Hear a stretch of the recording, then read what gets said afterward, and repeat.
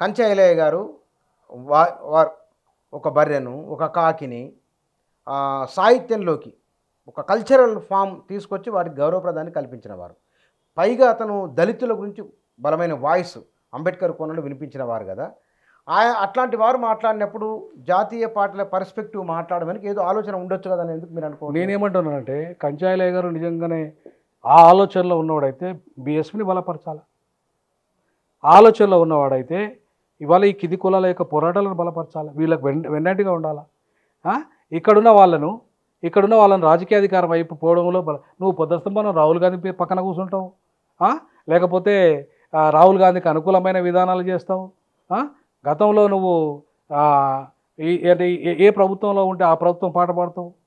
ఆ ప్రభుత్వానికి ఇప్పుడు నీకేమో హిందుత్వ హీరోగా నువ్వు నరేంద్ర మోడీని పొగుడుతావు, కానీ కరప్టెడ్ హీరోయిన్గా మాయావతిని రాస్తావు నీ రచనలో. అట్లా రాశాడు కదా.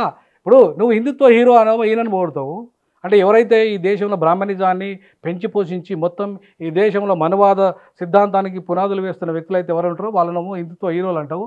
పాపం ఆమె అనివార్యంగా మరి ఏ కారణాల చేత కరప్షన్ చేసిందో ఏమైందో తెలియదు, కానీ మొత్తంగా ఆమెను పూర్తిగా కరప్షన్ చేసేసి ఇవాళ శూద్రవాదం పేరు మీద ఇలా ఓన్లీ బీసీలు మాత్రమే ముఖ్యమంత్రులు కావాలని నినాదం తీసుకొస్తావు. మరి దళితులు ఏం కావాలి? బీసీల కంటే అత్యంత పీడితులైన వాళ్ళు దళితులు కదా. దళితురాలను మనం అవినీతి పర్రాలని రాస్తావు, ఆయన హిందుత్వ హీరో అని రాస్తావు. ములాయం సింగ్ యాదవ్ ఈ దేశంలో నూతన ప్రజాస్వామిక విప్లవం వర్ధిల్లిందని రాస్తావు. ములాయం సింగ్ ముఖ్యమంత్రి ఎవరి వల్ల అయిండు? కనిషనం వల్ల అయిందా కదా? ఫస్ట్ ముఖ్యమంత్రి ఎవరి వల్ల అయిండు? కనిషనం వల్ల అయిండు. అప్పుడే ఏమి రాస్తాడు ఈయన? ఈ దేశంలో నూతన ప్రజాస్వామిక విప్లవం వర్ధిల్లిందని రాస్తాడు. వర్ధిల్లిందని రాస్తాడు.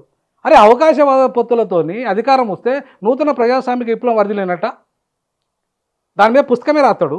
అదే మాయావతి ముఖ్యమంత్రి అయితే మాత్రం పుస్తకాలు రాయడు. ఇవాళ మాయావతిని అత్యంత కరప్టెడ్ లీడర్గా ప్రొజెక్ట్ చేస్తాడు. అంటే ఇవాళ దళితులు ఎదగకుండా దళితులు ఇవాళ అణచివేసే కుటుంబంలో బ్రాహ్మణులు వస్తే నీకేం పర్వాలేదు, బ్రాహ్మణులు ప్రధానమంత్రి అయితే గొప్ప, బ్రాహ్మణులు పక్కన కూర్చుంటే నీకు గొప్ప. మరి ఈ దళితుల యొక్క చరిత్రను వక్రీకరించి ఈ దళితులు చేస్తున్న పోరాటాల కారణంగా వచ్చిన ఈ రిజర్వేషన్లు వాటి ఫలాలు ఇవాళ బాబాసాహెబ్ అంబేద్కర్ కానివ్వండి, మన్యశ్రీ కన్షీరామ్ కానివ్వండి, వీళ్ళంతా చరిత్రలో గొప్ప మహానేతలు.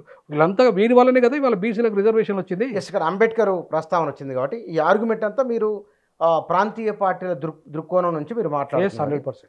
అంబేద్కర్ ప్రాంతీయ పార్టీలకు అనుకూల వ్యతిరేకమా? అనుకూలం. ప్రాంతీయ పార్టీలకు అనుకూలం అంబేద్కర్. ఎందుకు అనుకూలం అంటే అంబేద్కర్ ఈ దేశంలో చాలా ప్రాంతీయ పార్టీలు కావాలనుకున్నాడు. 2 కోట్ల జనాభాతో ఒక రాష్ట్రం కావాలి, పొలిటికల్ ప్లాట్ఫామ్ ఒక రాష్ట్రంలో ఏర్పడాలి, ప్రతి రాష్ట్రానికి ఒక పొలిటికల్ ప్లాట్ఫామ్ ఉండాలి, ఆ యొక్క రాష్ట్రాల ప్రయోజనాలను కాపాడే విధంగా రాష్ట్రంలో ప్రాంతీయ పార్టీ ఉండాలి, ఇవన్నీ ఫెడరేషన్గా ఏర్పడాలి, ఫెడరేషన్గా ఈ దేశంలో ఫెడరల్ పరిపాలన కొనసాగాలని చెప్పేసి అంబేద్కర్ కోరుకున్నాడు. అంబేద్కర్ అందుకే స్టేట్ సోషలిజం అనే పుస్తకం రాశాడు. స్టేట్ సోషలిజం అనే పుస్తకంలో అంబేద్కర్ ఏమని రాస్తాడు? ఆ స్టేట్ సోషలిజంలో అంబేద్కర్ రాసేది cooperative agriculture system, cooperative federalism, cooperative finance, cooperative judiciary అన్నీ. అంటే కోఆపరేటివ్ ఇన్ ద సెన్స్ రాష్ట్రాలు ఉండాలి, రాష్ట్రంతో పాటు కేంద్రం ఉండాలి. ఈ కేంద్రం ఇద్దరి మధ్యలో ఫెడరేషన్గా ఏర్పడాలి.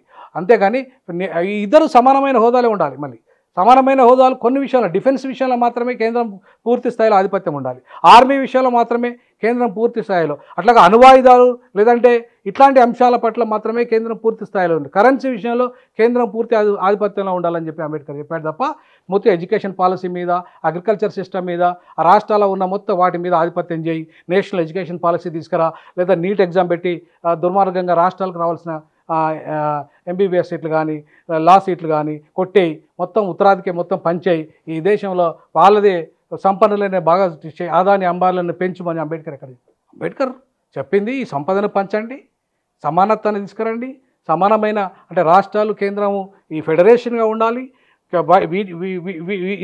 ఈ ప్రతిపత్తికి వీరి ప్రతిపత్తి వీళ్ళకే ఉండాలి.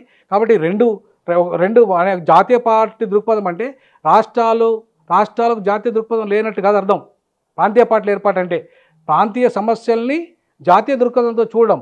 అంటే ఈ ఒక దేశంలో ఉన్న మలయాళీ అయినా, ఉత్తరప్రదేశ్ పంజాబీ అయినా, హర్యానా పౌరుడైనా దేశంలో పౌరుడే.